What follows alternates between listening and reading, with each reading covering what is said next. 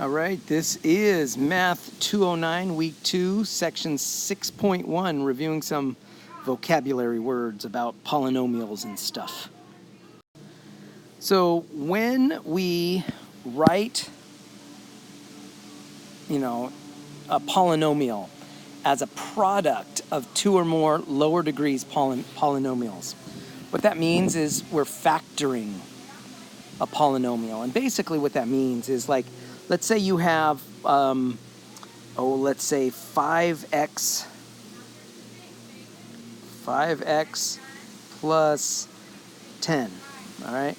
So the idea is you can think of 5x as 5 times 10, x, and you could think of 10 as 5 times 2, and then you could see, oh, look at that.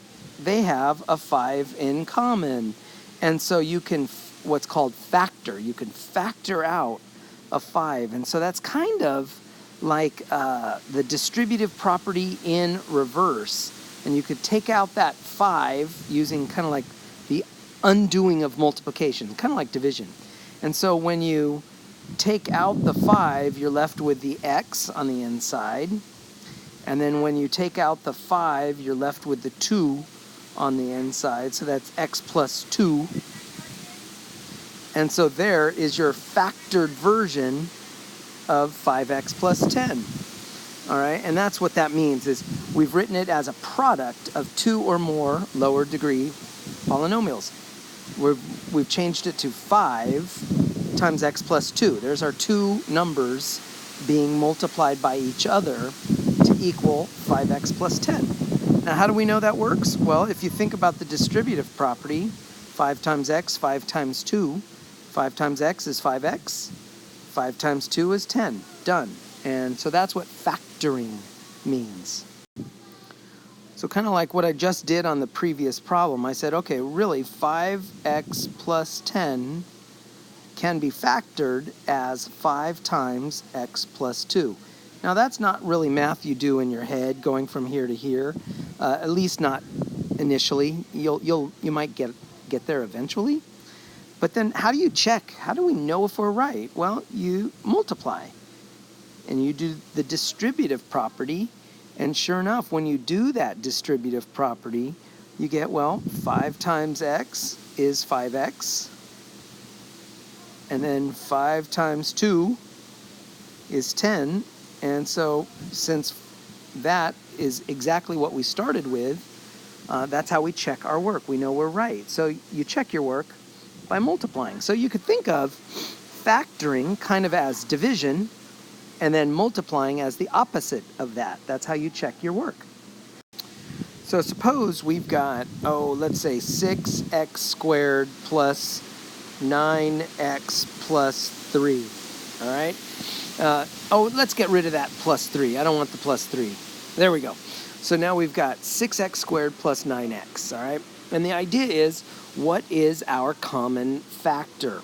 Well, you could think of that 6x squared as, you could think of it as 2 times 3 times x times x. And then you could think of the 9x as 3 times 3 times x. All right, and then so if we were going to factor this, we would have to say, well, what do they have in common? Well, they each have a 3, and they each have an x. Yes, this guy has an extra 3, but he doesn't.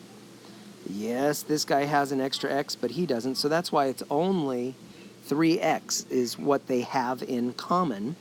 And so if we were going to what's called factor out the 3x, what would we be left with in this first term? Well, we would be left with the 2x plus, and then what would we be left with if we factor out the 3x? Well, we're going to be left with a 3.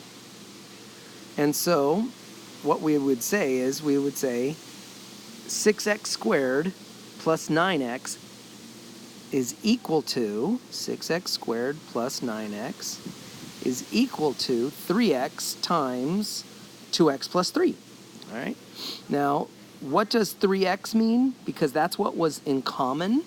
So that's the common factor. And so we call that the greatest common factor.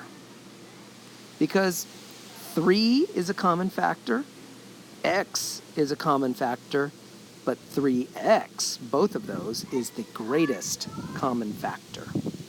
Okay, so here, if we were to think of, let's see, I'm going to zoom out a little bit here. If we were to think of 2x squared plus 4x, boy, that's kind of what I just did on the previous slide. And we're going to decompose these. So this becomes 2 times x times x. So I wrote it in expanded notation. I took this and wrote it in expanded notation. Let's do the same thing here. And that's going to give us 2 times x. So what do they have in common? We're supposed to find all the common factors. In fact, they want us to list the 4 common factors. All right. Well, what do they have in common? Well, they each have a 2. So that's one thing in common. Now, they're not asking us to find the greatest common factors. They're just asking us to find any common factors. And what else do they have in common? Well, they each have an x, so we could say they each have an x. So there's a 2, there's an x. Another one is they each have a 2x, because if you put them together as a multiplication, you could say, oh, 2x and, well, let's do this 2 and that x, so 2x. So there's 3 common factors. Now, if you look at it, looks like we're done. There is no other common factor that we can use, but there is. There's always a common factor, and the common factor that's always present is 1. So what are your 4 common factors? In this case, it's D. It's 1, 2, x, and 2x. And that wraps up this video.